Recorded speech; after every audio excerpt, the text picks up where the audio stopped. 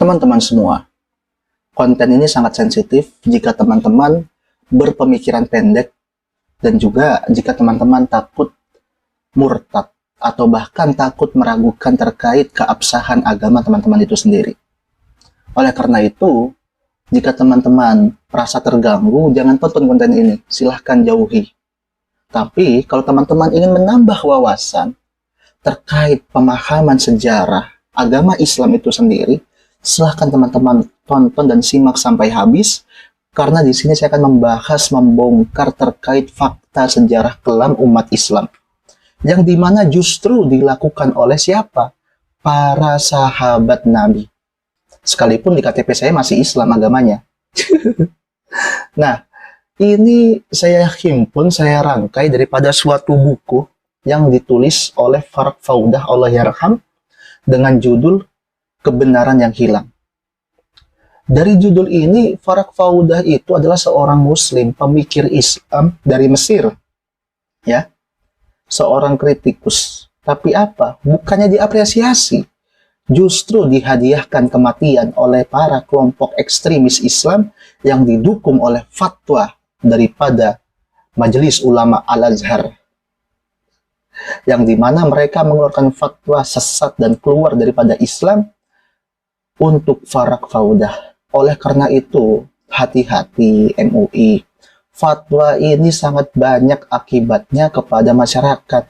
Ya, sudah banyak terjadi tindakan intimidasi, kekerasan atas dasar fatwa daripada MUI, kelompok Ahmadiyah, Ahmad Musadek, bahkan kelompok Syiah juga mengalami tindakan kekerasan. Karena apa? Fatwa daripada MUI. Kalau memang MUI masih seperti ini, gak ada cara lain selain kita bubarkan. Kan begitu. Oleh karena itu, kita akan bahas terkait fakta sejarah kebenaran yang hilang dalam perjalanan sejarah agama Islam. Simak sampai habis, mari kita bahas. Rahayu teman-teman semua, merdeka. Teman-teman semua, tentu kita sudah sangat sering mendengar beberapa slogan, jargon yang senantiasa disampaikan terutama belakangan ini oleh FPI, Ikhwanul Muslimin, dan Hizbut Tahrir.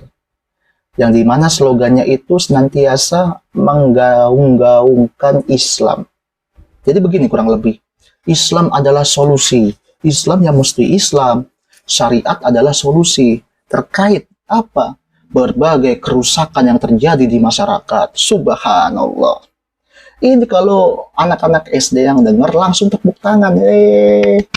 Tapi kalau bagi kita, orang-orang yang memiliki akal, yang bisa berpikir dengan cerdas, tentu kan kita bertanyakan, bagaimanalah syariat bisa menjadi solusi? Bagaimana sistematikanya? Lantas bagaimana dia memecahkan solusi tersebut? Apa solusinya daripada syariat itu sendiri? Sedangkan syariat yang kita tahu pun, ya, tidak pernah memberikan solusi akan hal itu. Contoh dalam hal pendidikan, apa solusi yang ditawarkan daripada syariat? Pondok pesantren, mohon maaf, itu adalah program budaya. Apa? Nggak ada kok. Dari hal keuangan, apa yang syariat tawarkan? Nggak ada solusinya. Kemudian, dari pemilihan pemimpin, sistem pemerintahan, apa yang syariat tawarkan? Nggak ada.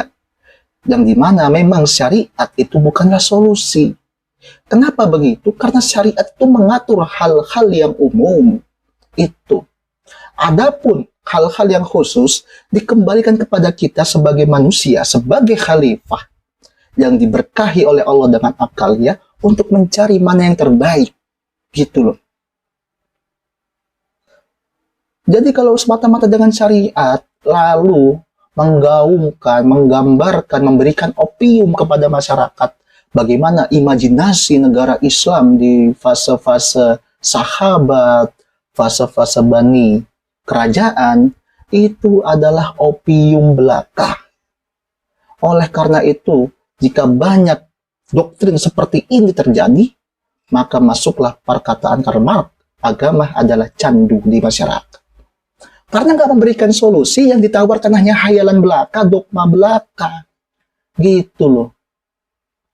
Nah, kemudian teman-teman semua, tentu jika kita berani saja mengkritik agama Islam, sudah banyak stempel yang melekat di antara kita, yaitu liberal, ateis, anti-Islam, murtad, bahkan halal untuk dibunuh. Dan saya juga melihat stempel-stempel itu dikeluarkan oleh masyarakat-masyarakat di Indonesia ketika dalam setiap melihat polemik yang dianggap oleh mereka sesat. Padahal yang sesat adalah mereka, karena mereka nggak tahu dasar hukumnya. Kan gitu aja. Udah sesat, jahil, jahil murakkab. Sangat bodoh. Nah, kemudian, dari perkataan tadi terkait syariat adalah solusi, lalu ada yang menyatakan kita kembali kepada syariat yang sebagaimana Khulafaur Rasyidin dan lain sebagainya. Sebenarnya teman-teman semua, banyak fakta sejarah yang disembunyikan, terutama dalam masa kepemimpinan sahabat-sahabat Nabi atau Khulafaur Rasyidin. Fakta yang pertama, bahwa Abu Bakar As-Siddiq memerangi orang-orang Islam. Artinya apa? Abu Bakar As-Siddiq membunuh orang Islam sendiri dengan tuduhan murtad. Karena apa? Nggak mau membayar zakat. Nah, dalam hal ini ada perdebatan antara Abu Bakar As-Siddiq dengan Umar. Umar mempertanyakan bagaimana bisa engkau akan memerangi mereka sedangkan mereka adalah orang Muslim. Karena dalam hadis dikatakan yang boleh Muslim itu membunuh dalam 3 hal, zina, murtad, dan juga kisos. Lebih dari itu haram. Nah, disinilah Abu Bakar mengambil tindakan, mengambil ijtihad bahwa mereka telah murtad. Padahal teman-teman semua, pada faktanya mereka tidak mau membayar zakat kepada Baitul Mal, tapi tetap melaksanakan kewajiban zakat yang langsung diserahkan kepada masyarakat di sekitar. Hanya itu aja. Tapi apa? Abu Bakar As-Siddiq tetap mengerahkan bala tentaranya untuk mengepung mereka, bahkan membunuh mereka. Sungguh ironi. Itu fakta yang pertama. Sudah kepanasan? Kalau udah kepanasan, iman takut goyah, silahkan tinggalkan. Jangan dilanjutkan. Karena terlalu banyak fakta-faktanya. Fakta yang selanjutnya adalah terkait kepemimpinan Utsman bin Affan. Nah, jadi teman-teman semua perlu diketahui bahwa ketika Utsman bin Affan ini wafat, yang diceritakan dalam Tarikh At-Tabari, bahwa jenazah Utsman bin Affan ini 2 hari tidak bisa dikebumikan karena ditolak oleh umat Islam. Bahkan sampai-sampai jenazah Utsman bin Affan ini harus dikebumikan di kuburan orang-orang Yahudi di Hisi Kaukab. Gak boleh Utsman bin Affan dikuburkan di sana. Bahkan ada yang melempari mayatnya itu dengan batu atau bahkan mematahkan sendi-sendi Utsman. Padahal dia sudah diwayat. Sudah jadi mayat tapi diperlakukan sebegitu mengerikannya oleh mereka. Memangnya apa kesalahan Utsman? Mari kita bongkar.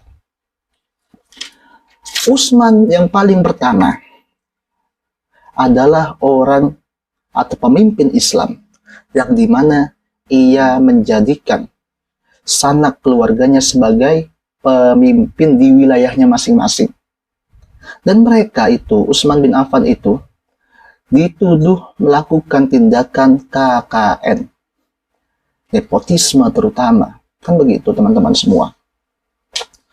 Nah, dan juga daripada pengajaran Utsman bin Affan inilah banyak para sahabat Nabi yang menyimpan uang melebihi dari kecukupan atau bahkan mereka jatuh kepada fitnah duniawi, yaitu uang, harta. Karena banyak sahabat Nabi ini ketika meninggal memiliki harta, jika saat ini dihitung itu sekitar miliaran, triliunan. Padahal ini sahabat Nabi loh. Kok begitu sih? Kemudian Utsman bin Affan juga mengasingkan sahabat Nabi yang lain, yaitu siapa? Abu Dzar Al-Ghifari. Karena Abu Dzar Al-Ghifari ini berpendapat bahwa kita hanya boleh mengambil hak kita secukupnya. Nggak boleh berlebihan. Kalau lebih kita kembalikan kepada orang lain. Nah, inilah paham sosialis yang dimiliki oleh Abu Dzar Al-Ghifari, tapi ditentang oleh siapa? Utsman bin Affan dengan desakan daripada Muawiyah. Bahkan sampai-sampai Abu Dzar Al-Ghifari harus diasingkan. Ya Allah. Jadi, Khalifah Utsman bin Affan ini sangat hidup dengan mewah-mewahan. Bahkan banyak pendapat-pendapatnya yang salah ketika datang para sahabat mengingatkan Utsman bin Affan. Mohon maaf, Utsman bin Affan sangat sombong orangnya. Jadi teman-teman, menurut Farak Fauda, digambarkan Utsman bin Affan ini sebagaimana memiliki dua wajah, antagonis dan protagonis. Tentu teman-teman akan terheran-heran ketika saya mengatakan demikian, padahal kita tahu yang telah diajarkan kepada kita bahwa Utsman bin Affan itu adalah orang yang dermawan, kan begitu? Tapi pada faktanya, bukanlah dermawan, tapi justru orang yang menghambur-hamburkan harta. Bahkan memilih saudaranya sendiri untuk, atau keluarganya, untuk memimpin wilayah yang lain. Makanya gak usah heran ketika banyak pemimpin-pemimpin Islam yang melakukan tindakan nepotisme. Gak usah heran. Karena memang dalam pelaku sejarahnya sahabat Nabi pun begitu. Bahkan Utsman bin Affan ini, ketika datang para sahabat untuk menasehatinya, ditolak nasihat sahabatnya itu. Bahkan teman-teman, hingga pada ujungnya karena sengitnya perdebatan antara sahabat Nabi ini terkait permasalahan Utsman, sampai datang tawaran beberapa opsi kepada Utsman, yang dimana meminta Utsman untuk mundur. Tapi apa? Utsman bin Affan mengakui bahwa gelar yang ada pada dirinya adalah gelar yang diberikan oleh Allah kepadanya. Bahkan dengan sombongnya Utsman bin Affan menyatakan, jika saya tidak pernah meminta Anda untuk membaiat saya, tapi Anda datang lalu membaiat saya sendiri, dan Anda tidak bisa melepaskan baiat itu selamanya. Masya Allah. Jadi kalau saat ini ada pemimpin umat Islam, ya, ataupun orang Islam yang berharap eksistensinya selamanya, kepemimpinannya selamanya, maka itu didalangi, dilatar belakangi oleh siapa? Perilaku Utsman bin Affan. Tentu kita akan bingung, kok bisa sih sahabat Nabi yang seperti itu mulianya, yang bahkan diberikan gelar Zun Nuraini, dua cahaya. Nah gitu, kalau dia berhasil menikahi dua putri Nabi, tapi kok kelakuannya seperti ini? Nah, mungkin teman-teman sudah bertanya seperti itu, ya. Tapi ini baru permulaan, karena masih banyak fakta-fakta yang disembunyikan. Ya Allah. Nah, kemudian, selain daripada Utsman yang mengumpulkan harta, banyak juga para sahabat Nabi yang mengumpulkan harta. Kita bahas daripada Utsman. Utsman bin Affan ketika wafat, dia itu meninggalkan harta dan juga ontaknya itu, uang dirhamnya 300.500.000 dirham dan 100.000 dinar, dan juga 1.000 ontak. Jadi kalau saya total, dengan kurs nilai uang pada zaman Nabi itu sekitar 1,8 triliun sampai 2 triliun. Itu harta daripada Utsman bin Affan yang ditinggalkan. Kemudian Zubair bin Awam, sahabat Nabi juga, meninggalkan harta 51 atau 52 juta dirham, yang dimana kalau kita nominalkan, kita konversi dalam hal ini, 3,2 triliun. Masya Allah. Kemudian Sa'ad bin Abi Waqqas, ini juga meninggalkan harta yang sangat banyak, sekitar 15 miliar rupiah. Kemudian siapa? Tolha, meninggalkan harta sebesar 30 juta dirham dan 2 juta dirham, atau dengan total senilai 1,9 triliun. Ya Allah ya Karim. Dari sini kita bisa melihat bagaimana pola hidup sahabat Nabi yang jauh daripada sikap warok dan zuhud. Mereka masih suka dengan harta.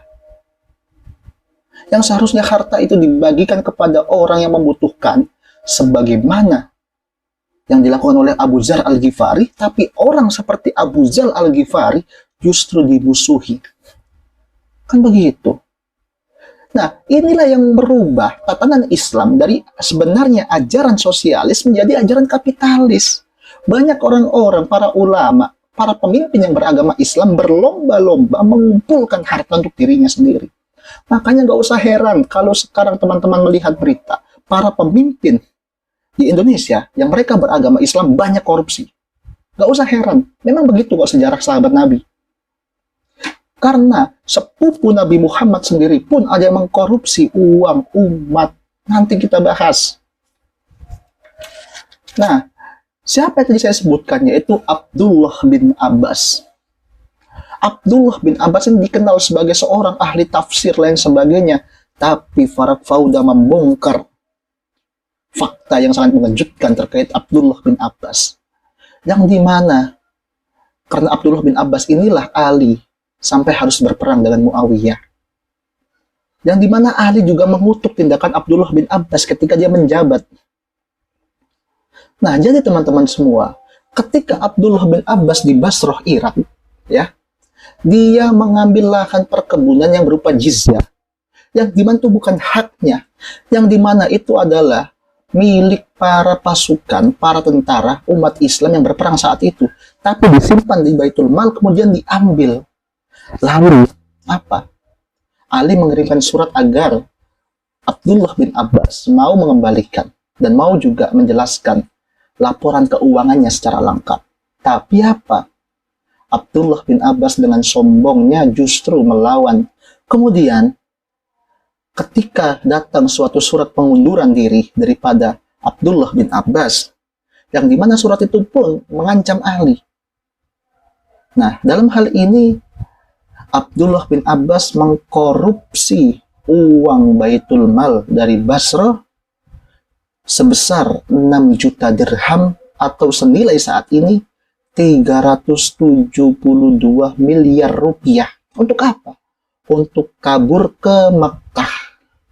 Nah, ini kelakuannya Abdullah bin Abbas. Padahal di satu sisi kita melihat dia sebagai sahabat yang mulia, sahabat ahli tafsir, tapi faktanya kita melihat, ya, nggak semulia itu kok. Uang itu pun digunakan kepada siapa? Kepada Bani Hilal untuk meminta pengawalan ketat agar dia bisa kabur sampai ke Makkah. Dan perlu diketahui teman-teman semua, ketika Abdullah bin Abbas sampai ke Makkah, apa yang dilakukan? Membeli 3 budak. Ya tentunya cantik-cantik lah, nggak mungkin yang jelek-jelek. 3 budak untuk apa? Jadi itu kan yang subur-subur sehingga dia memiliki anak banyak, kan begitu. Itu kelakuan daripada Abdullah bin Abbas yang jarang kita ketahui atau bahkan belum kita ketahui. Ini seorang ahli tafsir Quran pertama kok seperti ini kelakuannya.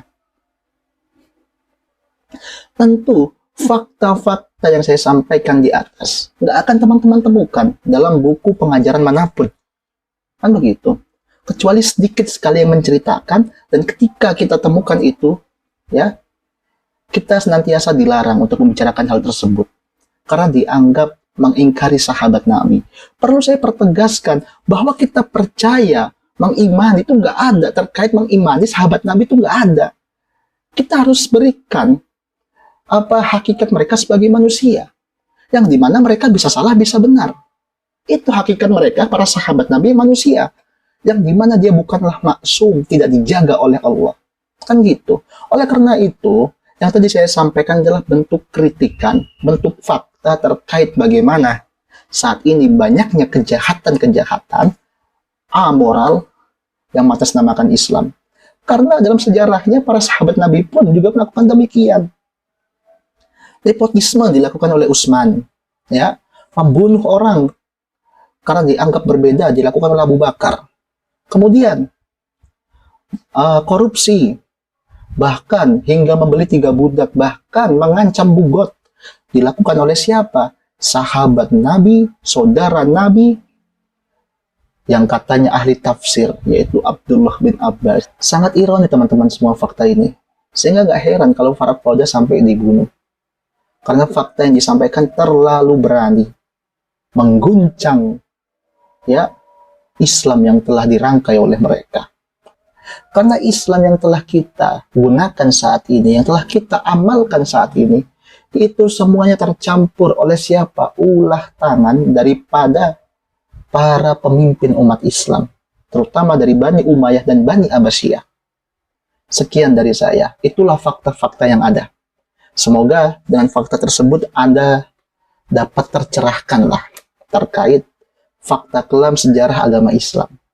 Wallahu muwaffiq ila aqwamit thoriq, fastabiqul khairat. Rahayu untuk kita semua, merdeka. Yang bawahan dari Gabawan, kepalanya sungsang, otaknya diselangkang. Surganya cuma batang yang mencari lubang, selalu mimpi disayang oleh para dayang. Hidungnya belang, mulutnya lancang, suka menantang. Dengan muka garang, tidak bisa menang. Kalau tidak curang, sering dapat uang. Menggunakan parang, tapi ngaku dagang di tanah abang.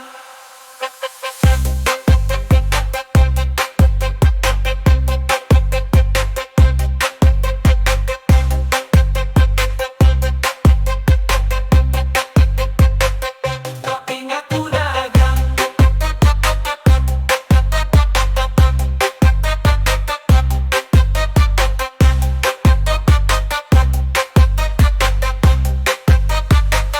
Di tanah bawang yang terbelakang, pengetahuannya kurang, nuraninya hilang. Percaya Tuhan yang berhutang, untuk Nabi berperang. Suka barang benci semua orang, merampok para tukang yang bekerja di ladang. Memperbudak bujang dan perempuan yang malang. Baju putih dia pasang lalu pergi ke simpang. Ibadahnya adalah nampang supaya dikira nyumbang. Dongeng dia pegang, sejarah dia buang. Orang bawang yang sedang tegang, jangan kamu girang, jangan kamu senang. Tidak ada gamang, tidak ada bimbang. Gerakan kamu datang, disiksa sampai ke tulang. Di atas seutas ban kamu akan dipanggang, sampai waktu yang panjang dan tidak terbilang. Hukumanmu seimbang dengan dosamu yang kadang, jika kamu tidak pulang dari jalan pedang. Jadi tobatlah sekarang sebelum kesempatanmu melayang.